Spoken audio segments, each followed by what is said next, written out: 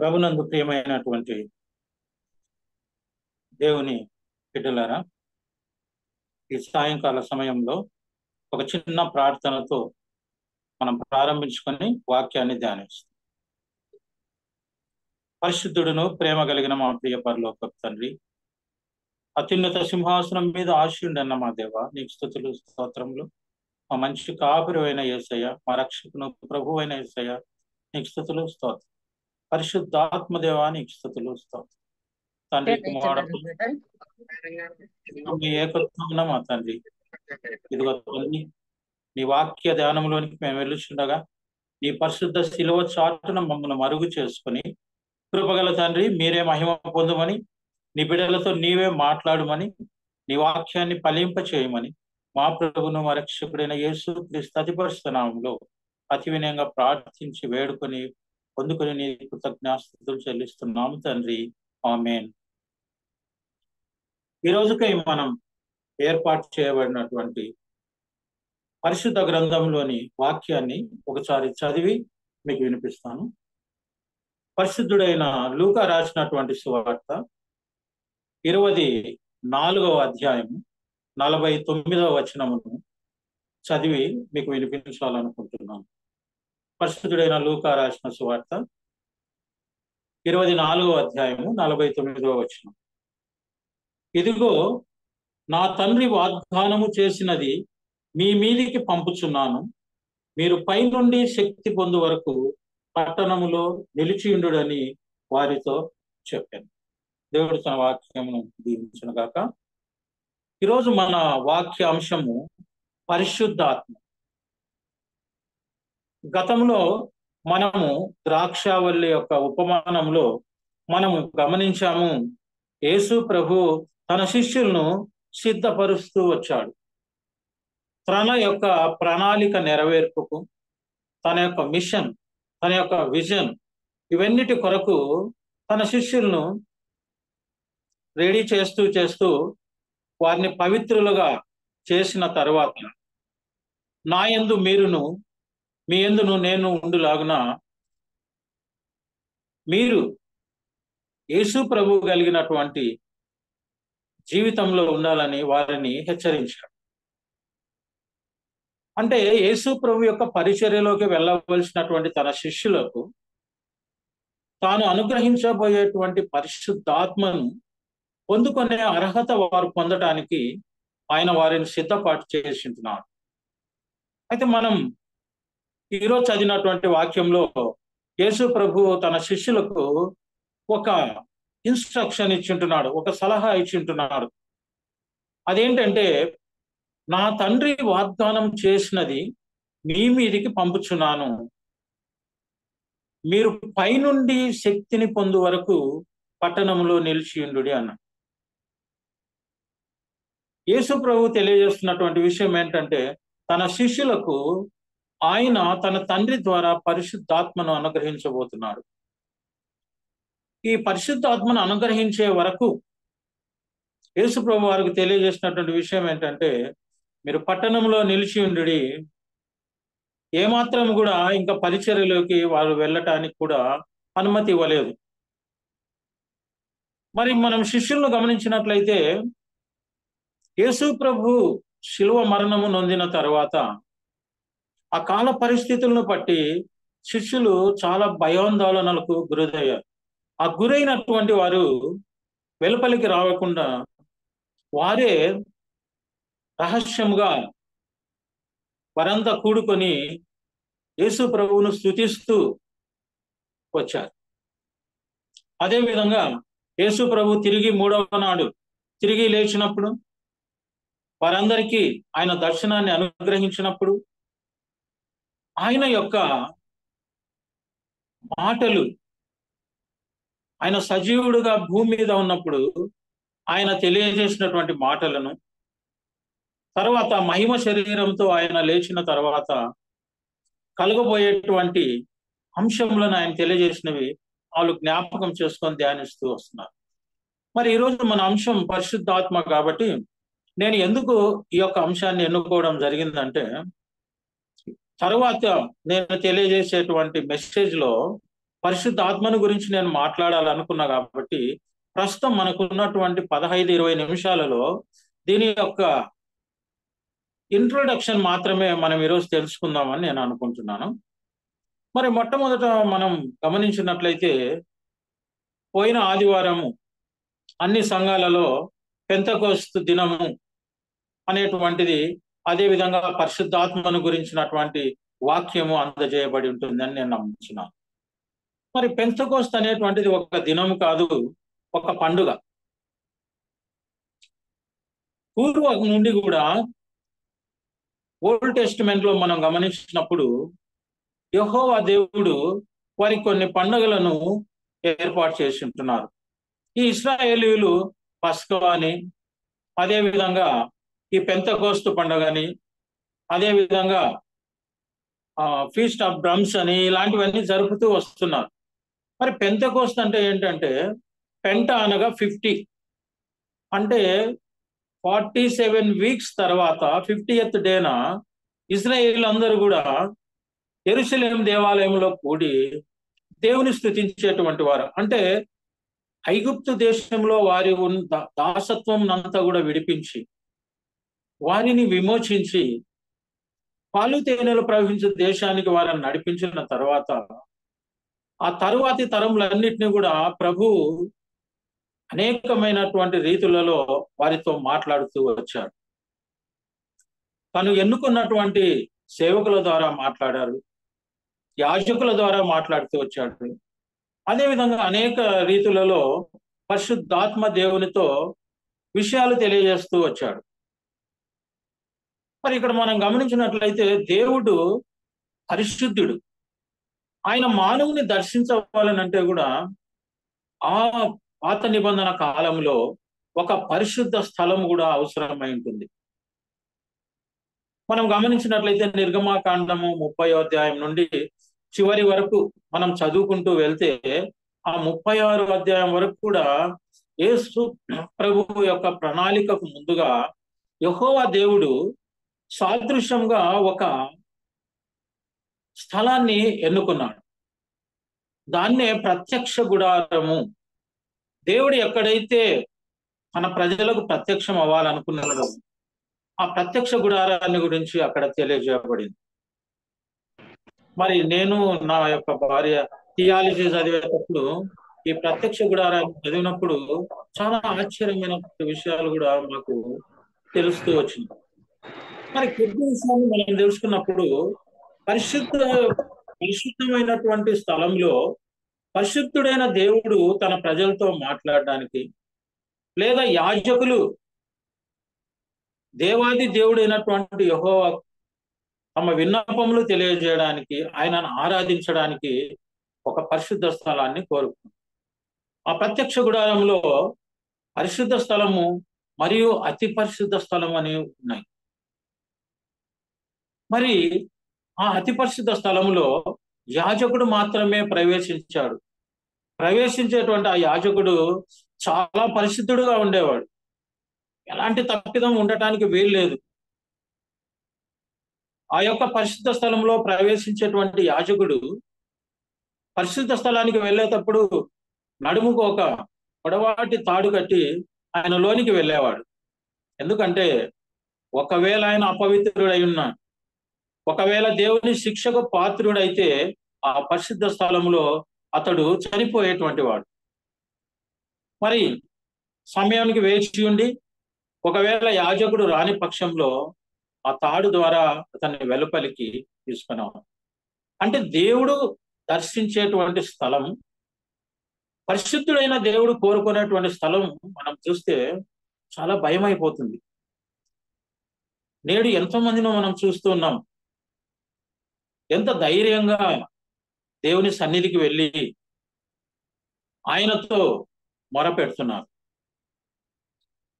సరే, మనకు ఎందుకు ఇలా జరుగుతుందంటే మన పాపములన్నీ కూడా యేసు ప్రభు వారు సిలువలో కొట్టివేసి మనల్ని నీతిమంతులుగా తీర్చిదిద్దాడు. అందుకే మనకి ఈరోజు ప్రభువుతో మనం ప్రార్థనలో చాలా చక్కగా మొరపెట్టగలుగుతున్నాం. మరి ఇదంతా పరిశుద్ధత అనేటువంటిది పాత నిబంధన కాలం నుండి వచ్చింది. పరిశుద్ధాత్మ కార్యములు జరిగించేటువంటి దేవునిగా ఉంటూ వచ్చాడు. మరి ప్రత్యక్ష గుడారం నిర్మించబడేటప్పుడు కూడా ఎవరెవరు ఆ యొక్క ప్రత్యక్ష గుడారపు పనులలో ఏ ఏ పనులు ఎవరు చేయాలి అని దేవుడే నిర్ణయించాడు. అంటే ఏర్పరచబడిన వారు మాత్రమే ఆ యొక్క కార్యక్రమంలో పాల్గొని. ఈ రోజు కూడా మనం గమనించినట్లయితే నూతన నిబంధనలో పరిశుద్ధాత్మ కార్యం మొట్టమొదట మనం గమనించినప్పుడు పరిశుద్ధురాలైనటువంటి మరియకు దేవదూత ద్వారా యేసు ప్రభు జననమును గురించి వివరించినప్పుడు మనం అక్కడ లూకా రాసినటువంటి సువార్త 1వ అధ్యాయం 35వ వచనం మనం చూసినట్లయితే అక్కడ ఏం చెప్తున్నాడంటే, ఈ కార్యము పరిశుద్ధాత్మ వలన కలుగుతుందని సర్వోన్నతుని శక్తి నీకు కమ్ముకొనును అని తెలియజేశాడు. అంటే ఆమె పరిశుద్ధాత్మ కార్యం వల్ల గర్భవతిగా అయినట్లుగా నా వాక్యం తెలియజేస్తూ. ఎందుకు ఆమెను ఎన్నుకున్నారు? చాలా పరిశుద్ధురాలుగా ఆమె ఉంది కాబట్టి ప్రభు దృష్టిలో ప్రభువు చేసేటువంటి గొప్ప కార్యానికి పరిశుద్ధురాలైనటువంటి ఆ మరియమ్మను దేవుడు ఎన్నుకున్నాడు. ఈరోజు మనల్ని కూడా ప్రభు చాలా పరీక్షతో మనల్ని పరీక్షిస్తూ ఉన్నాడు.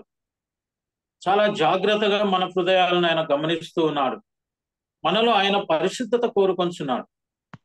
అందుకే మొట్టమొదటిగా చెప్పినట్లుగా శిష్యులను పరిశుద్ధాత్మ అనుగ్రహించక ముందు వాళ్ళను పవిత్రులుగా చేసినట్లుగా ఆయన చెప్పినట్లు మనం గత మెసేజెస్ లో విన్నాం. అయితే ఇంకా పరిశుద్ధాత్మ ఇవ్వక ముందు ఈ రోజు మనం చదువుకున్నటువంటి వాక్యాన్ని, అంటే మీరు పైనుండి శక్తిని పొందు వరకు, అంటే దేవుడైన యెహోవా నుండి యేసు ప్రభువుకు వాగ్దానం చేయబడినటువంటి ఆ పరిశుద్ధాత్మను శిష్యులు పొందుకునే వరకు వేచి ఉండవాలని తెలియజేయబడ్డారు. మనం గమనించినట్లయితే యేసు ప్రభువు కూడా తన పరిచర్యను ప్రారంభించక ముందు పరిశుద్ధాత్మ కొరకు ఆయన యోర్దాను నదిలో బాప్తీసం పొందిన తర్వాత పరిశుద్ధాత్మ పావురం వలె మన ప్రభువైన యేసుక్రీస్తు మీద నిలిచి ఉండడం పరిశుద్ధుడైన యోహాను తెలియజేసి ఉంటున్నాడు. అదేవిధంగా పరిశుద్ధాత్మతో నింపబడినటువంటి యేసయ్య పరిశుద్ధాత్మ చేత నడిపింపబడి శోధించబడుటకు అరణ్యంలోనికి ఆ పరిశుద్ధాత్మతో కొనుక్కోబడ్డాడు. అక్కడ ఆయన శక్తి పొందుకొని ఉపవాసము తర్వాత తిరిగి శక్తిమంతుడుగా తన పరిచర్యలో అడుగిడి ఉంటున్నాడు.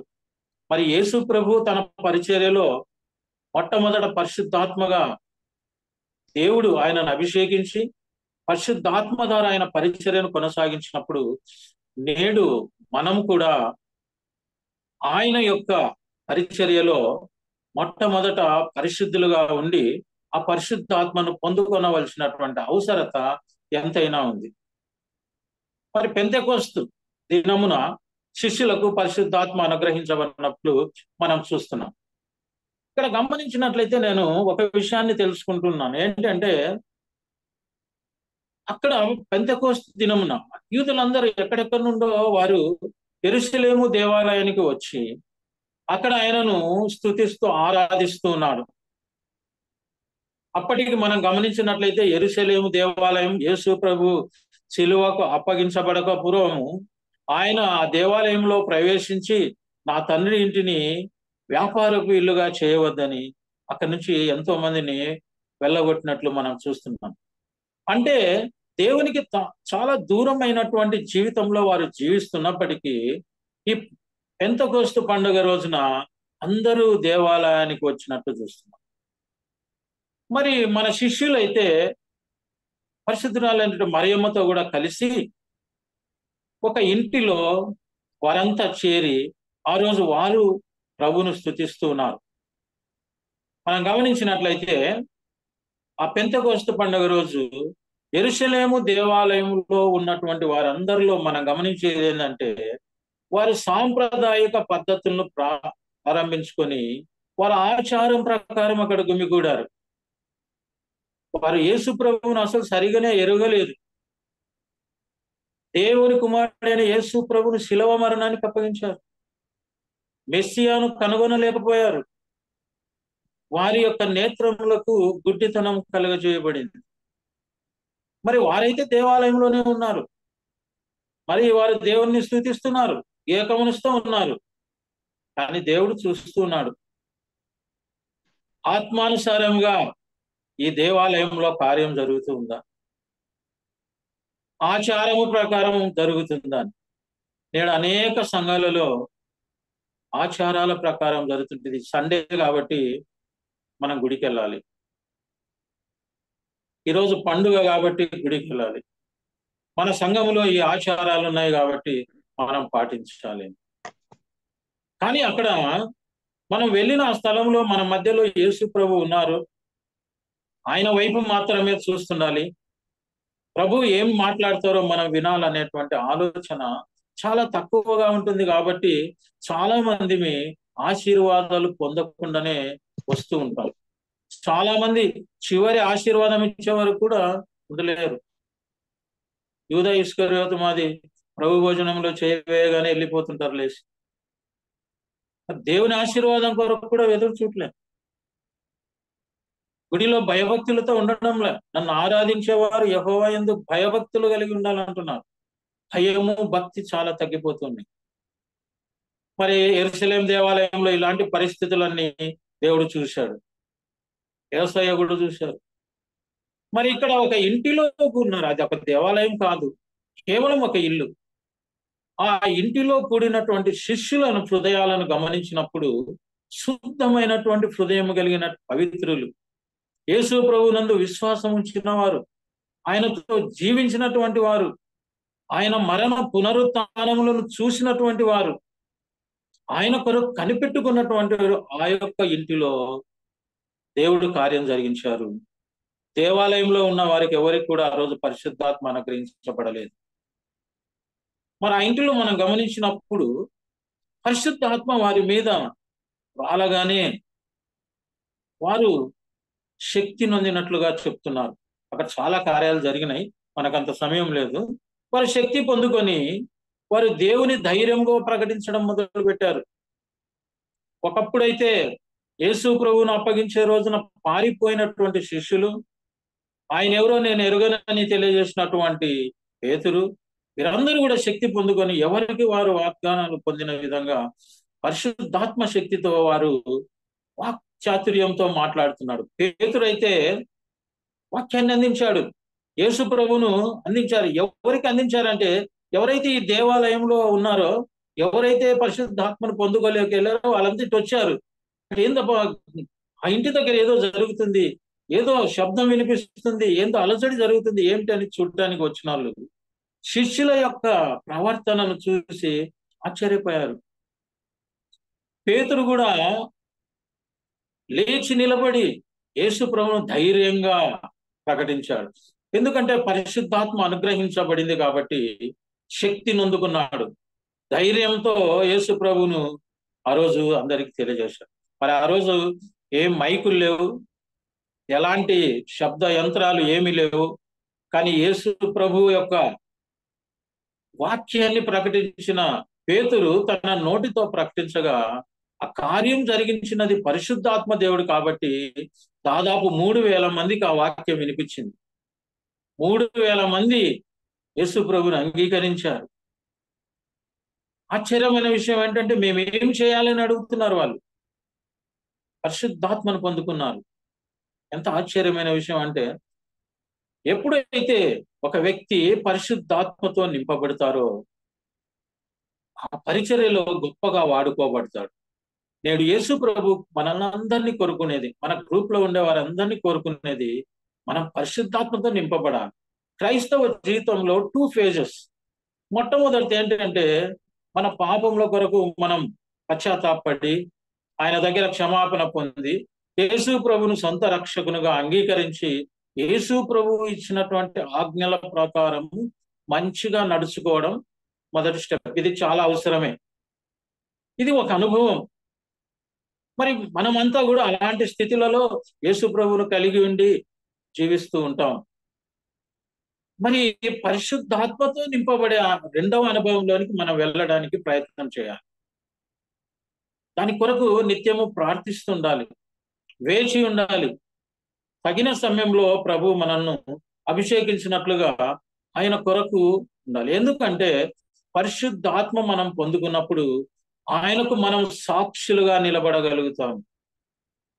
మనం శక్తి పొందుతామంటే మనము శారీరక శక్తి కాదు, ఆత్మీయంగా బలపరచబడి దేవుని కొరకు నిలబడి ధైర్యముగా యేసు ప్రభువును మనం చాటగలం, ఆయన సువార్త జరపగలం, ఆయన పరిచర్య చేయగలం. అదే విధంగా పరిశుద్ధాత్మతో మనం నింపబడినప్పుడు పరిశుద్ధాత్మ కార్యాలు ఇతరులు మనలో చూస్తారు. మనం చెప్పాల్సిన అవసరం లేదు. పరిశుద్ధాత్మ ఫలములు, పరిశుద్ధాత్మ వరములు మనకు ఒక్కొక్కరికి ఒక రకంగా దేవుడు అనుగ్రహించినప్పుడు ఆ పరిచర్యలో వాటిని ఉపయోగిస్తుంటాం.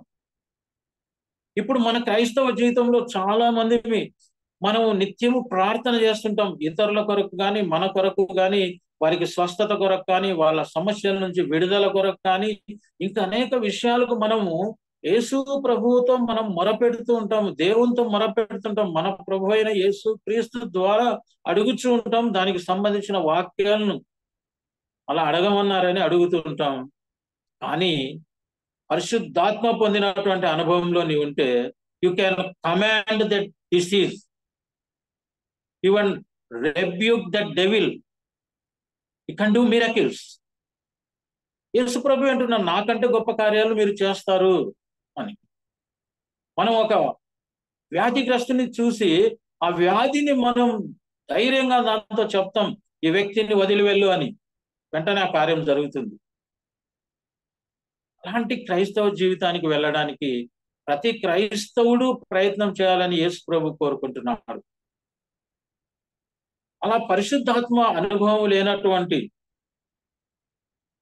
యాజకులుగా, సువార్త సేవకులుగా, పరిచారకులుగా మనం ఉన్నప్పుడు మన వాక్యాన్ని చక్కగా బోధిస్తాం.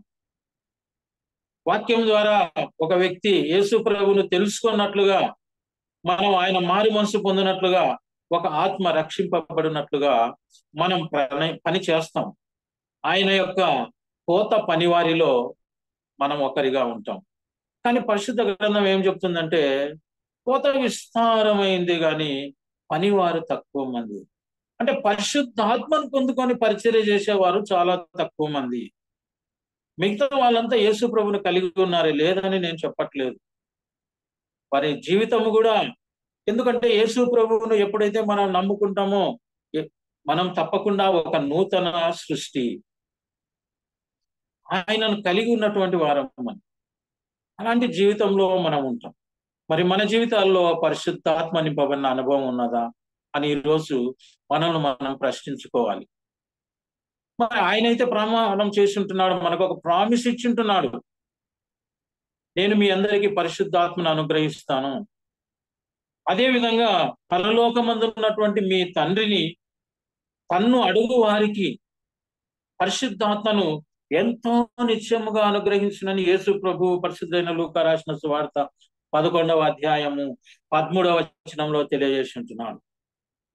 మరి అడగడానికి మనకు యేసు ప్రభు ధైర్యాన్ని అనుగ్రహించాడు, వాగ్దానాన్ని ఇచ్చాడు.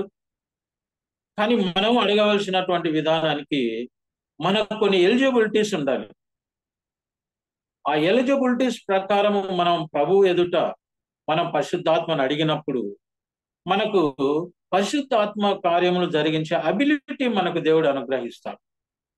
ఎందుకంటే ఆయన చేసినటువంటి శిలువ కార్యం వల్ల మనకు నిత్య జీవం అనుగ్రహిస్తూ ఆయన మనకు ఒక నూతన జీవాన్ని అనుగ్రహించాడు. అంతటితో మనల్ని ఆగిపోమ్మని యేసయ్య తెలియచేయట్లేదు. నాలాగా మీరు ఆశ్చర్యకార్యాలు చేయండి అని అడుగుతున్నాడు మనం. కాబట్టి ఇలాంటి క్రైస్తవ జీవితం కొరకు మనం ఎంతో ఆశపడాలి. మరి మనకి ఎంతమందికి ఈ ఆశ ఉంది? పరిశుద్ధాత్మతో నింపబడదాం, కార్యాలు జరిగిద్దాం, ధైర్యంగా నిలబడదాం మనం. ఎందుకంటే పరిశుద్ధాత్మతో మనం నింపబడినప్పుడు సాతానుకు మన దగ్గరికి రావటానికి కూడా భయమే. మన వైపు చూడలేదు, సాతాను మనం వెనక్కి వెళ్ళిపోవాల్సిందే. దానితో కూడా మనం ధైర్యంగా చెప్తాం, సాతానా నా వెనక వెళ్ళు అని. మరి అలాంటి పరిశుద్ధాత్మ కొరకు మనం చేసుకోం. ఇక 4 అంశాలు చెప్పి నేను ముగిస్తాను. మనకు టైం అవుతుంది కాబట్టి. మరి పరిశుద్ధాత్మ మనకెందుకు అవసరం అంటే, మొట్టమొదటిది మన హృదయాలు పరిశుద్ధాత్మతో నింపబడినప్పుడు దేవుని ప్రేమ మనలో నిలుస్తుంది. ఇతరులను మనం ప్రేమించగలుగుతాం. యేసయ్య ఎలాగైతే సిలువలో తన ప్రేమను చూపించగలిగాడో, ఎలాంటి క్షమాపణ చూపించగలిగాడో, ఎలాంటి ప్రేమ చూపించగలిగాడో, అలాంటి ప్రేమ ఇప్పటి వరకు మనం సింపతి చూపుతున్నామేమో కానీ ఎంపతి చూపడానికి ప్రయత్నం చేస్తాం. ఆ బాధను మనం అనుభవిస్తున్నట్టుగా ఫీల్ అయిపోయి వారి కొరకు ప్రార్థించి వారికి విడుదల దయచేటువంటి ప్రేమను యేసయ్య మన హృదయాలలో దేవుని ప్రేమను ఉంచుతారు. ఇక రెండవది, మనం ఆత్మీయంగా బలపరచబడతాం. అదే విధంగా ఆత్మీయంగా ధైర్యవంతులుగా తయారవుతాం. మనం పరిశుద్ధాత్మ వల్ల శక్తి పొందినప్పుడు మనం ఆత్మీయంగా చాలా బలపడతాం. ఏదాన్నైనా దేవుడు చెప్పాడు, చిన్న విశ్వాసం ఉన్నప్పటికీ కూడా ఈ కొండను చూసి మనం ఎత్తి సముద్రంలో పడవేయబడును గాక అంటే చిన్న విశ్వాసం చాలా అంటున్నాం, ఆ కొండ లేచిపోతుంది. మరి ఈ రోజు మన విశ్వాసం ఎంత ఉంది? విశ్వాసంతో మనం పలికే మాటలు ఏదైనా కార్యం జరిగిస్తున్నాయా అని తప్పకుండా మనం ఆలోచించుకోవాలి. మూడవది, ఈ పరిశుద్ధ ఆత్మ మన బలహీనత యందు మన కొరకు విజ్ఞాపన చేస్తూ ఉంటాడు. ఎప్పుడైతే మనం పరిశుద్ధాత్మను పొందుకుంటామో, మనం రోమీలకు రాసినటువంటి పత్రిక 8వ అధ్యాయం 26వ వచనాన్ని మనం చదువుకున్నట్లయితే మీకు క్లుప్తంగా తెలియజేస్తున్నాను. ఆత్మ తానే మన పక్షముగా దేవునికి ఆయన విజ్ఞాపన చేస్తుంటాడు. మనం బలపరచబడటానికి, మనం పరిశుద్ధులుగా ఉండటానికి ఆత్మ కార్యం దేవుడు చేస్తుంటాడు. ఎందుకంటే మన శరీరము దేవుని ఆలయం అయి ఉంటుంది. ఆయన ఆత్మ మనలో ఉంటుంది. అప్పుడు పరిశుద్ధాత్మతో నింపబడినప్పుడు ఆత్మ మనను గురించి దేవునికి అనేక విషయాలు ప్రార్థన చేస్తూ ఉంటాడు, విజ్ఞాపనలు చేస్తూ ఉంటాడు. మనకు ఒక గొప్ప కాపుదల కూడా దొరుకుతూ ఉంటుంది. అదేవిధంగా పరిశుద్ధాత్మను పొందుకున్నటువంటి మనము ఆత్మీయంగా ఎదగటానికి మనకు అనేకమైనటువంటి సలహాలను మన పరిశుద్ధాత్మ దేవుడు అనుగ్రహిస్తాడు. ఎందుకంటే పరిశుద్ధాత్మ దేవుడు కార్యాలు జరిగించేటువంటి దేవుడు, నడిపించేటువంటి దేవుడు, బలపరిచేటువంటి దేవుడు, శక్తిని అనుగ్రహించేటువంటి దేవుడు. అందుకే అలాంటి గొప్ప పరిశుద్ధాత్మ శక్తిని, పరిశుద్ధాత్మ దేవుణ్ణి యేసు ప్రభు తాను పరలోకానికి కొనుపోబడిన తర్వాత ఈ భూమి మీద ఉన్నటువంటి శిష్యులకే కాదు, మనం చెప్పినాం, ఎవరెవరైతే ఆయనను అంగీకరించారో వారందరికీ కూడా ఆయన పిల్లలు అడుగుటానికి అధికారం అనుగ్రహించడమే కాకుండా తన పరిశుద్ధాత్మ నింపాలని ఎంతో ఆశతో ఎదురు చూస్తున్నాడు. మరి ఈ రోజు మనం యేసు ప్రభువును అంగీకరించి సొంత రక్షకుడుగా అనుభవించి నేను క్రైస్తవునిగా ఉన్నాను, మిగతా విషయాలలో సరిగ్గా ఉన్నాను అనుకుంటే సంతోషమే, దేవునికి కూడా చాలా ఆనందం. కానీ ఆయన అంతతో ఆగట్లేదు. నువ్వు నా పరిచర్య చేయాలి, నా కొరకు కార్యాలు జరిగించాలి, నా పొలంలో నువ్వు పని చేయాలి అని ఆయన అడుగుతున్నాడు. అనేక సమస్యలకు మనం ప్రార్థన చేస్తుంటాం, కొన్నిటికి జవాబులు రావు. మనల్ని మనం పరీక్షించుకోవడానికి మన లోపల పరిశుద్ధాత్మ లేదు. ఆ సమస్యను గద్దించి మన నుంచి పారదోలడానికి పరిశుద్ధాత్మ శక్తి మనం పొందుకోలేదు. అందుకని మన జీవితాలలో అనేకమైనటువంటి సమస్యలతో సతమవుతూ మనమే పోరాడుతూ ఉంటాం, సొంత పోరాటాలు. పరిశుద్ధాత్మ లేకపోతే మనం చేసే పోరాటాలన్నీ మన సొంత పోరాటాలే. అదే విధంగా మన విజ్ఞాపనలు కూడా మనం చేసేటప్పుడు మన పాపాలు మన దేవునికి మనకును మధ్యలో అడ్డుగా వస్తుందని పరిశుద్ధ గ్రంథం తెలియజేస్తుంది. ఎందుకు వస్తున్నాయి ఆ పాపాలంటే, మనల్ని నడిపించేటువంటి, మనల్ని హెచ్చరించేటువంటి, మన హృదయాలను పరీక్షించి మన యొక్క పరిస్థితులు మనకు తెలియజేస్తే పరిశుద్ధాత్మ మన దగ్గర లేకపోతే. అందరూ చాలా మంది చెప్తుంటారు పరిశుద్ధాత్మ దేవుడు అనుగ్రహించాడు, అందరికి ఇచ్చారని. సో పరిశుద్ధాత్మను కలిగి ఉండటం వేరే, పరిశుద్ధాత్మతో నింపబడడం వేరే. సపోజ్ మన దగ్గర ఒక బాటిల్లో నీళ్లు ఉన్నాయనుకోండి, ఆ నీళ్లు మన దగ్గర ఉండడం ఒక సిచ్యుయేషన్. కానీ ఆ నీళ్లను మనం లోనికి తాగినప్పుడు ఆ నీళ్లు మన లోపల ఉంటున్నాయి. అదే విధంగా ప్రభు అనుగ్రహించినటువంటి పరిశుద్ధాత్మ ఈ లోకంలో ఉంది, లేదని నేను అనటం లేదు. పరిశుద్ధాత్మలో మనం సంచరిస్తున్నాం, పరిశుద్ధాత్మ మన చుట్టూ ఉంది, కానీ దాని లోనికి తీసుకోవడానికి, పరిశుద్ధాత్మతో నింపబడడానికి క్రైస్తవ బిడ్డ ప్రయత్నించాలి. ఆయన ఎదురు చూస్తున్నాడు పరిశుద్ధాత్మను అనుగ్రహించాలని. మన వాక్యంలో ఇప్పుడే చదువుకున్నాం. తన్ను అడుగు వారికి పరిశుద్ధాత్మను ఎంతో నిశ్చయంగా ఇస్తున్నాడు ఆయన. మన మాట తప్పేటువంటి దేవుడు కాదు. నీకు పరిశుద్ధాత్మ ఇవ్వాలని ఈరోజు నీతో ఆయన మాట్లాడుతున్నాడు. అడిగే విధానంలో మనకుండేటువంటి ఎలిజిబిలిటీస్ లో మనకు అన్ని సరిగా ఉన్నాయో లేదో మనం ఒకసారి పరిశుద్ధమైనటువంటి వెలుగులో మనల్ని మనం పరీక్షించుకోవాలి. కాబట్టి ఈ పరిశుద్ధాత్మ అనేటువంటిది మనకు ఒక సోర్స్, ఒక వనరుగా ప్రభు ఇస్తున్నాడు. It is a provider for us. So ఇన్ని పరిశుద్ధాత్మ యొక్క సహాయాలు మనకున్నప్పుడు ఈరోజు రాత్రి మనం ఎందుకు ప్రభు సన్నిధిలో మోకరించి, ప్రభువా నేను నా సొంత రక్షకుడుగా నిన్ను అంగీకరించినాను, మరి నీ పరిశుద్ధాత్మను నాకు అనుగ్రహించి నీ పరిచర్యలో, నీ సేవలో మంచి బలమైన పనిముట్టుగా ఈ శిష్యుల వరే మమ్మల్ని కూడా వాడుకోనండి అని మనం ప్రార్థించాలి. ఎంతో పాప జీవితంలో ఉన్నటువంటి సౌలును కూడా దేవుడు పౌలుగా మార్చి అద్భుతాలు జరిగించాడు. ఈరోజు మనల్ని కూడా ఆయన ఆ స్థితికి తీసుకొని వెళ్ళగాడు. మనం ఏ వయసులో ఉన్నా, ఏ పరిస్థితిలో ఉన్నా, ఎటువంటి స్థితిలో ఉన్నప్పటికీ మనము పరిశుద్ధమైన హృదయాన్ని కలిగి ఉండి ఆయన కోరినట్లుగా నా యందు మీరును మీ యందు నేనును ఉండునట్లుగా మనం పవిత్రులై ఉండుడి అని ఆయన కోరిన విధంగా మనం ఉంటే పరలోకమందున్నటువంటి తండ్రి కూడా మహిమపరచబడతాడు. ఆ రాజ్య సువార్తలో మనల్ని కూడా వాడుకుంటాడు. సో ఈ వాక్యాన్ని ప్రస్తుతం ఈ యొక్క ఇంట్రొడక్షన్ ముగించుకుందాం. నెక్స్ట్ మనం కలుసుకున్నప్పుడు పరిశుద్ధాత్మ దేవుని గురించి ఇంకా చాలా వివరంగా మనం తెలుసుకుందాం. దేవుడు తన వాక్యం దీవించును గాక. చిన్న ప్రార్థన చేసుకుందాం. పరిశుద్ధుడా పరిశుద్ధుడా పరిశుద్ధుడా, స్తోత్రం స్తోత్రం స్తోత్రం తండ్రి. సాయంకాల సమయంలో నీ వాక్యంతో ప్రభువా నీ బిడ్డలతో మీరు మాట్లాడారు. మీరే మహిమ పొందుకోనండి. కృపగల తండ్రుడా, మా యొక్క ఈ గ్రూప్ లో ఉన్నటువంటి ప్రతి ఒక్కరము ప్రభువా నీ పరిశుద్ధాత్మతో నింపబడి నీ పరిశుద్ధమైన పరిచర్యల్లో ప్రభువా బలమైన పనిముట్టులుగా వాడబడినట్లు నీ బిడ్డలలో నీవే కార్యం జరిగించమని, నీ పరిశుద్ధాత్మను అనుగ్రహించమని, మార్గమును సరళం చేయమని, నేనే మార్గమును జీవమును సత్యమును అని తెలియజేసిన యేసయ్య ఈ కార్యములు మీరు మాతో ఉండమని మా ప్రభువును మరక్షకుని యేసు క్రీస్తు ద్వారా అతి వినయంగా వేడుకుంటూ, అదే విధంగా తండ్రి మా ప్రియులు ప్రతి ఒక్క అవసరం కొరకు ప్రార్థిస్తుండగా నీ పరిశుద్ధాత్మను విడుదల చేయండి తండ్రి. కార్యాన్ని జరిగించండి. ప్రతి బిడ్డ మొరపెట్టుచుండగానైనా నీవే ప్రభువ ఆ కార్యాలు జరిగించమని మా ప్రభువును మా రక్షకుని యేసు క్రీస్తు ద్వారా అతి వినయంగా వేడుకొంచున్నాను తండ్రి. ఆమేన్ ఆమేన్.